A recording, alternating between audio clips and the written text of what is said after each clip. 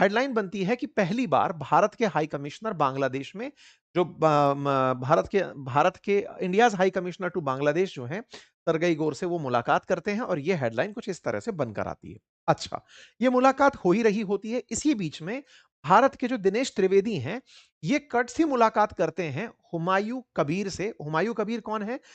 जो तारिक रहमान है उनके फॉरेन एडवाइजर हैं, विदेशी सलाहकार हैं। उनसे मुलाकात करते हैं। ये मुलाकातें कई तरह की चीजों की तरफ इशारा करती हैं। कैसे? एक-एक करके डिकोड करते हैं।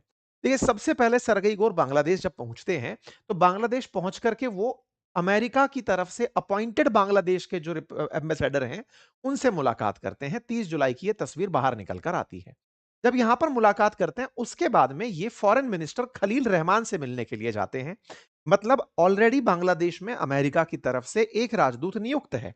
लेकिन उसके बावजूद भी भारत में राजदूत जो नियुक्त हैं वो जाकर के अपने काउंटर पार्ट से वहां मिलते हैं, प्लस इनके विदेश मंत्री से मुलाकात करते हैं। इसी के साथ साथ खलीलुल रहमान से इनकी प्रॉपर तरीके से बातचीत होती है और चर्चा होती है कि आप लोगों को लेकर यूनाइटेड स्टेट्स को लेकर के यूनाइटेड स्टेट्स ने बांग्लादेश को लेकर के जो ट्रैवल एडवाइजरी है उसको घटा दिया है, लेवल 3 से लेवल 2 कर दिया है। मतलब अमेरिका अब आपके लिए थोड़ा नॉर्मल होता जा रहा है। ठीक है साहब।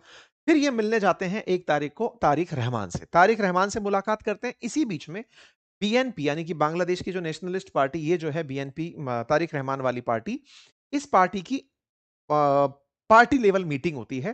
कैबिनेट स्तर की मीटिंग को समझिए, जब सरगई गोर इनसे मिल लेते हैं उसके बाद में। ये मुलाकात एक तरफ चल रही होती है और चर्चा निकल कर आती है कि कुछ बड़े रिजल्ट्स आने वाले हैं। आपके दिमाग में आएगा ऐसे कौन से रिजल्ट्स आ जाएंगे? मिल लिए होंगे, क्या होगा, चाइना वगैरह को लेकर बात होगी? नहीं साहब, कहानी असल में जुड़ी हुई है मोहम्मद यूनुस से। मोहम्मद यूनुस पिक्चर में आने वाले हैं, थोड़ा सा और इंतजार करिए। अब क्या होता है साहब, इनकी ये सारी मुलाकातें होती हैं, मुलाकातों के मायने निकालने शुरू किए जाते हैं। ये मुलाकात करने जाते हैं, उससे पहले ये कॉक्स बाजार जाते हैं। कॉक्स बाजार कहां है? तो अगर आप बांग्लादेश और म्यांमार का बॉर्डर देखेंगे, तो बांग्लादेश म्यांमार जिस जगह पर कनेक्टेड है, रखाइन प्रोविंस करके जो म्यांमार का राज्य है, उसके साथ लगा हुआ कॉक्स बाजार एक क्षेत्र है। उस कॉक्स बाजार में रखाइन प्रांत से निकले हुए बड़ी संख्या में रोहिंग्यास रहते हैं। इस कॉक्स बाजार में दुनिया भर के शरणार्थियों को, मतलब यह माना जाता है कि सबसे बड़े शरणार्थियों में से एक शरणगाह है ये, जहां पर यहां से भागकर आए हुए लोग बांग्लादेश में रह रहे हैं। इन शरणार्थियों को दुनिया भर की तरफ से ऐड दी जाती है, मदद दी जाती है। अमेरिका भी कॉक्स बाजार में रह रहे शरणार्थियों को मदद देता रहा है और वो मदद असल में बांग्लादेश को दी जाती है ताकि वो इस राज्य के अंदर जाकर के लोगों की मदद कर सके। हाल ही में जब अमेरिका ने अपनी तरफ से बांग्लादेश को दी जाने वाली मदद रोकी थी, तब इस शरणगाह के लिए, इन शरणार्थी शिविरों के लिए दी जाने वाली मदद भी रुक गई थी। लगभग 6 लाख शरणार्थी यहां पर रहते हैं। तो बांग्लादेश मांग करता रहा है कि भैया, जब हमने अपनी जगह पर किसी पड़ोसी राज्य के अंदर, देश के अंदर कोई दिक्कत हुई तो हमने अपने यहां शरण दिया और उस शरण के बाद में लोग हमारे यहां आकर बस गए, तो बसे हुए लोगों के लिए मदद अगर दुनिया कर दे तो बेहतर होगा। तो ऐसे में दुनिया भर का कंट्रीब्यूशन इसे मिलता रहा है। अमेरिका अब तक $2.5 बिलियन इनको मदद के अंदर दे चुका है। ऐसे ही European Union, Japan, Australia, Norway इनको मदद भेजते रहे हैं। अमेरिका में जब ट्रंप शासन आया तो उन्होंने अमेरिका की तरफ से दिया जाने वाला जो सहायता था वो रोक दिया था। लेकिन जैसे ही 20 तारीख को रोका था, अब जैसे ही अभी जब जाकर के ये लौटे हैं सरगई गोर, तो इन्होंने जाकर कहा कि चिंता मत करो, अमेरिका आपको मदद देता रहेगा। इसका मतलब अमेरिका फिर से बांग्लादेश के साथ फिर से वही सारे की सारे टैक्ट्स एंड ट्रिक्स अपना रहा है। नंबर एक, जब ये चर्चाएं हो तो एक दूसरी चर्चा आती है। जब कॉक्स बाजार पर अमेरिका अपनी तरफ से पैसे देगा, तो उसके बिल्कुल दक्षिण में वो सेंट मार्टिन आइलैंड है, जिसको बचाते बचाते शेख हसीना की सरकार गिर गई। असल में इसी कॉक्स बाजार के दक्षिण में ये रहा वो सेंट मार्टिन आइलैंड, जिस सेंट मार्टिन आइलैंड को बाइडेन चाहते थे बांग्लादेश से लेना। इसी सेंट मार्टिन आइलैंड को जब शेख हसीना ने देने से इनकार किया, तो यहां पर सत्ता परिवर्तन हुआ था। अब और एक बात समझिए, एक तो हुआ ये सबसे इंपॉर्टेंट पॉइंट। दूसरा पॉइंट, यहां पर जब सरगई गोर की मुलाकात हुई है, तारिक रहमान से 3 बड़े अधिकारी अब तक आकर मिल चुके हैं। एक आए थे सेंट्रल एशियन के, जो सेंट्रल एशियन अफेयर्स मिनिस्टर थे या कहिए कि सेक्रेटरी थे, पॉल कपूर, वो आकर मार्च में मुलाकात किए। एक व्यक्ति और थे जिनका नाम था ब्रेंडायन लिंच, ये भी आकर के अभी बांग्लादेश में मुलाकात करने आए। ये लिंच कौन है? ये लिंच हैं जो मोहम्मद यूनुस के साथ भी लगातार संपर्क में बने हुए थे। जब तारिक रहमान नहीं थे, तब लिंच ही अमेरिकी हितों के लिए यहां पर बात करने आया करते थे। ओके, आपको इन्हीं ने ही यानी कि अमेरिका को, मोहम्मद यूनुस को और अमेरिका को जो करने का मतलब एक तरह से मोहम्मद यूनुस बिछ ही गए थे ट्रंप के सामने तो क्योंकि पता था कि बाइडेन ने मुझे अपॉइंट करवाया था, अब ट्रंप कहीं कोई सजा ना दे दें, तो इन्होंने चोरी-छुपे फरवरी 2026 में अमेरिका के साथ एक डील की थी। और उस डील को लेकर के ट्रेड डील को लेके इलेक्शन में बड़ा बवाल मचा था कि मोहम्मद यूनुस अमेरिका को ऐसा क्या देने का वादा कर गए, जो कि आने वाली सरकारें नहीं दे पाएँगी। ऐसे में ये लिंच फिर से आकर के मिलते हैं इनके ट्रेड सेक्रेटरी से बांग्लादेश के अंदर और मोहम्मद यूनुस के समय हुई डील याद दिलवाते हैं कि साहब उनसे हमने एग्रीमेंट करवा लिया था 2026 के अंदर फरवरी के अंदर आपको उन सब चीजों को मानना ही होगा। अमेरिका की तरफ से अब इनके ऊपर एक दबाव डाला गया है और वो दबाव ये है कि तारिक रहमान राष्ट्रपति जो बांग्लादेश का बनाने जा रहे हैं वो मोहम्मद यूनुस को बनाएं। अमेरिका ने अब एक तरह से बांग्लादेश में फिर से इंटरफेरेंस देते हुए कहा है कि सब कुछ सॉर्ट कर देंगे, हमें बांग्लादेश में राष्ट्रपति अपना चाहिए।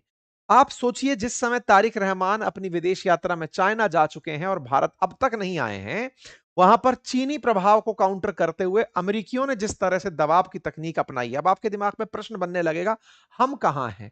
देखिए हमारे लिए तो मोहम्मद यूनुस पूरी तरह से ही बांग्लादेश को भारत के खिलाफ ले गए थे, पाकिस्तान के पक्ष में ले गए, चाइना के पक्ष में ले गए, भारत के खिलाफ कर दिया था। तारिक रहमान के साथ साथ भारत और भारत की तरफ से भेजे गए दिनेश त्रिवेदी बांग्लादेश के साथ भारत के रिश्ते सामान्य करने का प्रयास कर रहे हैं। ऐसे में अमेरिका जीत गया यह दिखाने का तरीका है कि मोहम्मद यूनुस को फिर से लाकर बिठाया जाए। आपको याद होगा चाइना बांग्लादेश ने पिछले महीने ही 13 बड़े एग्रीमेंट किए थे और उन्होंने बांग्लादेश के मेजर पोर्ट्स पर चाइनीज एक्सेस दे दिया था। ऐसे में मोंगला जैसा पोर्ट चले जाना अमेरिका के लिए सेंट मार्टिन की जिद और बढ़ा देता है।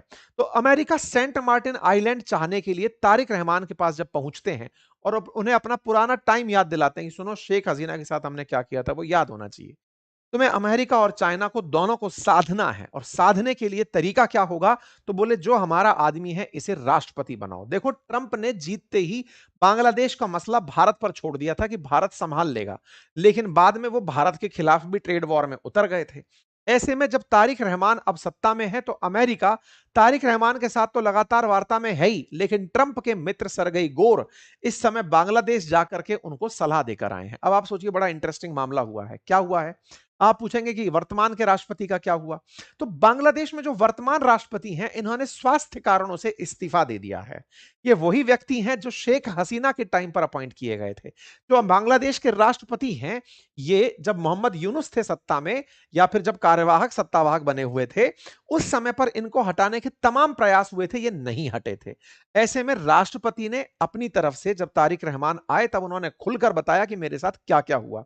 आज से 4 दिन पहले की खबर बनती है कि बांग्लादेश के राष्ट्रपति ने पद से इस्तीफा दे दिया है।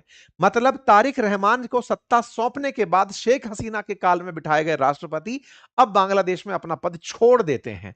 राष्ट्रपति का पद खाली है। मोहम्मद यूनुस समाज सेवा के नाम पर फिर से खोपचे में है। अमेरिका का पक्ष यही है कि पहले उन्हें लाकर राष्ट्रपति के पद पर बिठाओ। ये यहां पर मीटिंग के दौरान हुआ बताया जा रहा है। ये पब्लिकली आई हुई बातें बाहर नहीं है। कहा जा रहा है कि बीएनपी की नेशनल स्टैंडिंग कमेटी ने मीटिंग करी और उस मीटिंग के अंदर राष्ट्रपति कौन बने इस सवाल पर जब चर्चा हुई तब मोहम्मद यूनुस का नाम निकलकर आया कि अमेरिका को खुश करना है तो मोहम्मद यूनुस को राष्ट्रपति बना दो। तो बड़ा इंटरेस्टिंग है। मोहम्मद यूनुस अगर राष्ट्रपति बनते हैं तो चाइना भी खुश और अमेरिका भी खुश, क्योंकि अमेरिका मोहम्मद यूनुस को लेकर आए थे। मोहम्मद यूनुस के अपने टारगेट थे कि वो पाकिस्तान का पक्ष लें, पाकिस्तान के रास्ते चाइना का पक्ष लें। तो मोहम्मद यूनुस एक ऐसा आदमी होगा जो आसिम मुनीर की तरह दोनों तरफ बैट से बॉलिंग बैटिंग करेगा। ऐसे में आज की स्थिति यदि मोहम्मद यूनुस के केस की बात की जाए तो वो सबसे ज्यादा चांसेस हैं कि बांग्लादेश के राष्ट्रपति बनाए जाएं।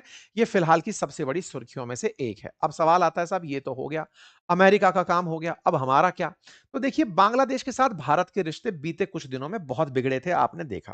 तारिक रहमान जब से सत्ता में आए हैं तब से चीजें बिगड़ नहीं रही हैं, कम से कम अपनी जगह थी वहां खड़ी हुई हैं। ऐसे में बांग्लादेश की तरफ से तारिक रहमान 12-13 सितंबर को भारत आ सकते हैं, यह चर्चा निकल कर आई है। भारत ब्रिक्स समिट में जब ब्रिक्स समिट होगी तब उस समय पर तारिक रहमान भारत में हो सकते हैं।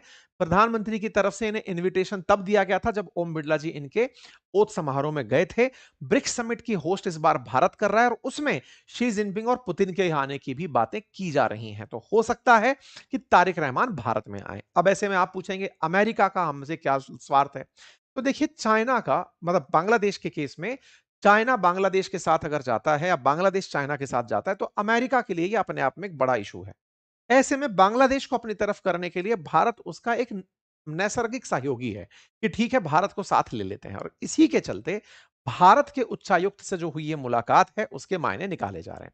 अब भारत इस मामले में किसी प्रकार का कोई विरोध ना करे और बांग्लादेश में शांति चलने दे, ये कब संभव है? तो ये कैसे संभव है इसकी बातें सुनिए। अभी हुआ ये कि इधर तो इनसे मुलाकात होती है और ये सीधे बाहर चले आते हैं।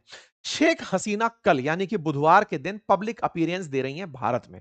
भारत में वो सबके सामने आकर के भाषण देने जा रही हैं। बांग्लादेश में इस बात को लेकर के उत्सव का माहौल है, लेकिन वहां की सरकार इस बात से बड़ी सशंकित है कि ये कुछ ऐसा ना कर दें जिससे बांग्लादेश में अस्थिरता आ जाए। इनका अनाउंसमेंट एक दिन मतलब पहले भी आ चुका है कि ये दिसंबर तक बांग्लादेश वापस चली जाएंगी। भारत का अच्छा किसमें है कि शेख हसीना सेफली बांग्लादेश पहुंचे और वहां पहुंच करके भारत बांग्लादेश के रिश्तों में आई हुई जो तलखी है वो खत्म हो। यानी कि शेख हसीना को पहुंचाने से पहले ही दिनेश त्रिवेदी की तरफ से या भारत की तरफ से जो दिनेश त्रिवेदी भेजे गए हैं उन्होंने वहां पर पूरी तरह से पटकथा इस तरह से बना दी है कि शेख हसीना सेफली वहां पहुंचे, उनको वही राजनीतिक जो अपराधियों को सजा मिलती है वैसी कोई सजा मुकर्रर हो, फिर वो अपना केस लड़े और बाद में देखेंगे राजनीतिक पार्टी तो रिवाइव हो कम से कम। और बांग्लादेश इस चलते कि आपने शेख हसीना को अपने यहां रखा हुआ है, भारत बांग्लादेश के रिश्ते खराब ना हो, तो शेख हसीना को वापस भेजने की बात हो रही है। कल यानी बुधवार के दिन शेख हसीना पब्लिक अपीयरेंस दे रही है पहली बार। इसका बांग्लादेश में हो रहा है बढ़िया स्वागत कि वाह कि भारत में खुलेआम बाहर आकर के शेख हसीना संबोधित करेंगी। अब शेख हसीना जब पहली बार बाहर आ रही हैं 5 अगस्त को, तो ये अपने आप में एक चर्चा का विषय बनता है कि क्या तारिक रहमान के आने से पहले शेख हसीना का पब्लिक अपीयरेंस भारत की कूटनीति है या फिर भारत इसे तारिक रहमान के लिए और मुश्किल बना रहा है। देखिए हमने अगर अमेरिका के साथ मिलकर के बांग्लादेश में कुछ किया है तो हमने अपनी तरफ से भी ये बातें रखी होंगी कि हम चाहते हैं कि सेफ हसीना का एग्जाइल खत्म हो, भारत बांग्लादेश के रिश्ते पुनः बहाल हो। और आपको लगता है मोहम्मद यूनुस अगर राष्ट्रपति बनते भी हैं तो वो पोस्ट ऐसी है जिसका कोई रोल नहीं होता, मतलब वो एक सम्मान के साथ रिटायर होने वाली पोस्ट होती है। बांग्लादेश में प्रधानमंत्री का काम ज्यादा होता है जैसे भारत के अंदर होता है, बिल्कुल वैसे ही। तो तारिक रहमान आगे क्या करेंगे ये देखने की बात है।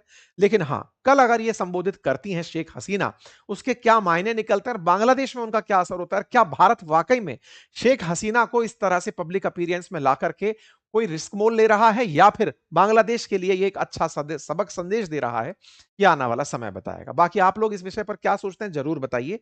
सरगई गोर ने जमात से और उन स्टूडेंट यूनियन के छात्रों से मुलाकात नहीं की, ये अपने आप में एक संदेश था कि बांग्लादेश को स्थिर करने के लिए अब पाकिस्तान का रास्ता नहीं अपना रहा है अमेरिका, वो बकायदा इनमें शांति स्थापित करने का प्रयास कर रहा है। ठीक है साहब, चलिए बाकी फिलहाल फिर से एक बार वही रिक्वेस्ट, चैनल पर नए हैं तो सब्सक्राइब कर लीजिए, साथियों से इसे साझा कर दीजिए, चैनल को लाइक कर लीजिए ताकि भविष्य में आप तक हमारे अपडेटेड वीडियोस पहुंचते रहें। धन्यवाद।